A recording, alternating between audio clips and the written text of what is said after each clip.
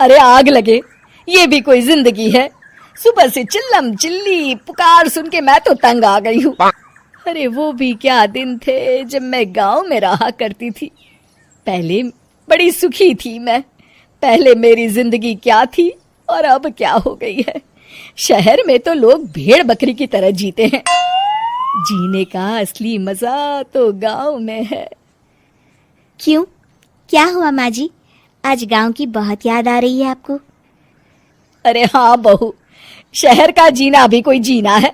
लोगों की आधी जिंदगी तो सड़कों के ट्रैफिक में निकल जाती है और यहाँ रखा ही क्या है। एक बात कहूँ, दिल्ली शहर अब पहले जैसा नहीं रहा। क्या माँ, जब देखो गांव के गुणगान गाती रहती हो। ठीक है, इस बार ना बच्चों के कॉलेज की छुट्टियों में हम सब गांव चलेंगे, ठीक है? हाँ, ये ठीक है। फिर कुछ दिनों के बाद सारा परिवार अपने गांव चला जाता है। अरे वाह, कितनी ताजी और साफ हवा है, कितनी शांति है यहाँ। चल बहू, अब बढ़िया सा खाना बना दे, मजे से आंगन में बैठ के खाएंगे। सुशीला गांव का माहौल देख बड़ी खुश होती है। 2 दिन के बाद गांव की कुछ औरतें सुशीला के घर आती हैं। बड़े दिनों के बाद गांव आई है सुशीला। हमें तो लगा कि तू शहर जाके गांव को भूल गई। और बतिया, तेरी बहू कैसी है? जरा मिलवा तो उससे। अरे मेरी बहू तो लाखों में एक है। बड़ी किस्मत वाली हूँ मैं जो मुझे जानकी जैसी बहू मिली है। हमेशा मेरी सेवा में लगी रहती है और आज तक कभी पलटकर जवाब नहीं दिया उसने। सुशीला की बातें सुनकर सभी औरतें हंसने लगती है।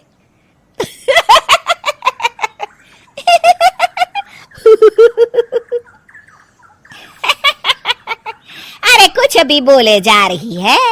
तबीयत तो ठीक है? तेरी बहू चांद से आई है क्या? क्यों बहनों, दुनिया की कोई भी बहू अच्छी होती है क्या? सब औरतें ममता की हाँ में हाँ मिलाती हैं। अरे मैं तो कहती हूँ दुनिया की हर बहू सास का खून चूसने वाली डायन होती है, डायन। मैं तो एक बिल में 1000 सांप के साथ रह सकती हूँ, लेकिन अपनी बहू के साथ नहीं रह सकती। हाँ, तूने सही कहा। मेरी बहू तो तेरी बहू से भी 2 कदम आगे है। सब औरतों की बातें सुनकर ममता मन ही मन बड़बड़ाती है। अरे ये गांव सुधर गया, लेकिन औरतें नहीं सुधरी। अगर थोड़ी देर और इनकी बेवकूफी भरी बातें सुनूंगी तो मैं सच में पागल हो जाऊंगी। फिर सुशीला उन औरतों को घर से दफा कर देती है और राहत की सांस लेती है। अरे बहू, जरा बाम लाके मेरे सर पर तो लगा दे। उन औरतों की फालतू बातें सुनकर मेरा सर चकरा गया है। इस गांव की औरतों का तो भगवान ही मालिक है। फिर अगले दिन सुशीला की सास उससे कहती है, अरे बहू, तू यहाँ क्या आराम फरमाने आई है? आखिर ये तेरा ससुराल है। चल चल, घर के कामों में हाथ बटा। शहर में कुछ काम धाम तो करती नहीं है। जरा अपने आप को तो देख, कितनी मोटी हो गई है। सारा दिन घर का काम करने के बाद शाम को सुशीला, हाय मेरी कमर, हाय मेरे पैरों ने तो जवाब दे दिया। आज तो मुझसे मक्खी भी न मारी जाएगी। अरे बहू, जरा आकर मेरे हाथ पैर तो दबा दे। जी माँ जी, अभी आती हूँ। तभी सुशीला की सास जानकी को रोकते हुए कहती है, अरे रुक जा बहू, एक दिन काम करके इसको इसकी नानी याद आ गई। हम लोग तो रोज इतना काम करते हैं, कोई जरूरत नहीं इसके हाथ पैर दबाने की। सुबह तक सब ठीक हो जाएगा। सुशीला अपनी सास की बातें सुनकर हैरान रह जाती है। इस तरह धीरे धीरे गांव आने के बाद सुशीला की परेशानी शुरू हो जाती है। फिर एक दिन, अरे आज तो मैं कपिल शर्मा देखूंगी क्योंकि आज संडे है। सुशीला जैसे ही टीवी ऑन करती है तभी बिजली कट जाती है। अरे सत्यानाश, इस बिजली को भी अभी जाना था। इतने दिनों से मैं टीवी सीरियल देख नहीं पाई। हमारा देश इतनी तरक्की कर रहा है, अरे पता नहीं ये गांव कब सुधरेगा। अरे अब तो 2 दिनों के लिए बिजली को भूल जा, ये तो यहाँ रोज की बात है। अब इस अंधेरे में रहने की आदत डाल ले। हाँ। हे भगवान, अब क्या होगा? ऊपर से इन मच्छरों ने जीना हराम कर रखा है। दूसरी तरफ घर के काम कर करके और बिना किसी सुविधा के सुशीला तंग आ जाती है और उसे शहरी जीवन याद आने लगता है। क्यों माँ, मजा आ रहा है ना? अरे आपने ऐसी सूरत क्यों बना रखी है? मुस्कुराइए, अब हम गांव में हैं। मोहन के साथ जानकी भी अपनी सास की खिंचाई करती है। हाँ हाँ माँ जी, आप ही तो यहाँ की बड़ी तारीफ कर रही थी। फिर अभी तो कुछ ही दिन बीते हैं, वैसे भी अब तो आप यहीं रहने वाली हैं ना? अरे नहीं नहीं बहू, मैं एक दिन और यहाँ रुकी तो मर जाऊंगी। मुझे शहर ले चलो। क्या दिन थे, कितनी सुखी थी मैं वहाँ। ठीक है माँ, हम कल ही वापस शहर चले जाएंगे। इस तरह सुशीला शहर आ जाती है और फिर कभी दोबारा गांव जाने की जिद नहीं करती।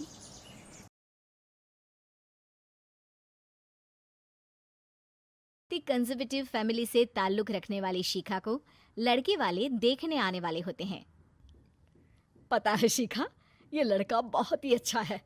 अगर ये हाँ बोल देना तो सोच की बन गई तेरी किस्मत।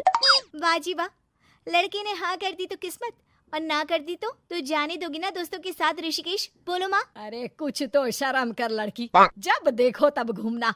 अरे तेरी उम्र में तो मेरे बच्चे हो गए थे। तभी अभी अपने परिवार के साथ आ जाता है। वो शिखा की ओर देखता ही नहीं है, जबकि शिखा उसे घूर रही होती है। अरे शिखा, अभी को घर दिखाओ। अरे नहीं नहीं आंटी। अरे जाओ ना, घर देख कर आओ, शिखा से बात भी कर लेना और समझ भी लो एक दूसरे को। शिखा, जिसे पहले भी कई लड़के देख कर जा चुके थे, उसके लिए ये बड़ी बात नहीं थी। ये टेरेस है, यहाँ से शहर का सबसे अच्छा व्यू दिखता है। मुझे व्यू देखने का बड़ा शौक है। देखो, मैं तुमसे शादी नहीं कर सकता। शिखा अभी की तरफ देखने लगती है। अब मैं किसी और से प्यार करता हूँ। माँ नहीं मान रही है, इसलिए रोज एक लड़की दिखाने ले जाती है। देखो तुम मना कर देना। हेलो मिस्टर आशिक, मैं क्यों मना कर दूं? तुम्हारी प्रॉब्लम है, तुम मना कर दो।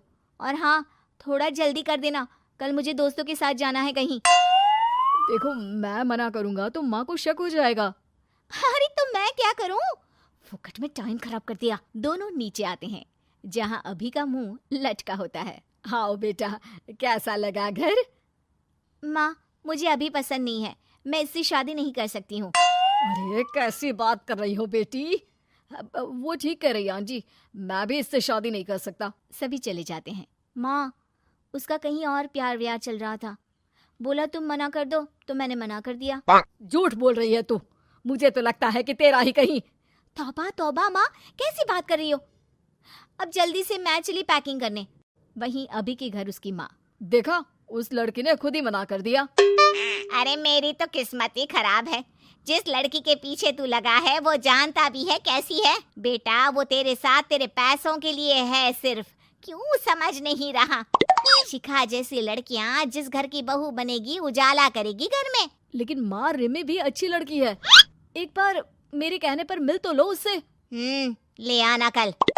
अभी खुश हो जाता है और अगले दिन रिमी को लेकर माँ के पास पहुँचता है। पता है रिमी, कल माँ फिर एक लड़की को दिखाने ले गई थी। मैंने तो उस लड़की से साफ कह दिया कि मैं किसी और से प्यार करता हूँ। तुम्हारी माँ की उम्र हो रही है, लेकिन समझ नहीं आता, ना खुद चैन लेगी ना लेने देगी। तभी वहाँ माँ आ जाती है। किसके चैन की बात कर रही हो रिमी? अभी मुझे सिर्फ पानी ला दोगी प्लीज, मैं तब तक आंटी से बात करती हूँ। ओके ठीक है माँ, प्लीज रिमी को समझने की कोशिश करना। And Rimi, be sweet as you are. अभी चला जाता है, लेकिन फिर वो किसी काम से वापस माँ के पास आता है, जहाँ उसके कान में रिमी की आवाज पड़ती है। देख बुढ़िया, तुझे सास बनवाने का मुझे कोई शौक नहीं है, लेकिन करो क्या, तेरे बेटे से मोटी पार्टी को समझ में नहीं आ रही है। तभी वहां अभी आ जाता है। ये कैसे बात कर रही है तू मेरी माँ से? चिल्लाओ मत, मैं किसी की ऊंची आवाज नहीं सुन सकती। माँ, आप इस लड़की के बारे में सच बोल रही थी। निकल जाओ मेरे घर से। रिम्मी के जाने के बाद माँ, मैं इसे बहुत अच्छी लड़की समझता था, लेकिन कोई बात नहीं बेटा, परेशान ना हो, तू जा कहीं घूम कर आ। अब क्या, एक और शिखा निकली ऋषिकेश के लिए तो अभी भी वहीं आ जाता है और दोनों का आमना सामना हो जाता है। अरे तुम यहाँ, क्या बात है? कहाँ है तुम्हारी वो दोस्त? अब वो तो वही है, मैं तो बस अकेला ही आ गया। ओह, तो तुम हमारे ग्रुप के साथ आ जाओ ना, अगर तुम्हारी वाली को बुरा ना लगे तो। अभी को अब शिखा के मुंह से ये बात पसंद तो नहीं आती है, लेकिन बेचारा कहता भी तो क्या।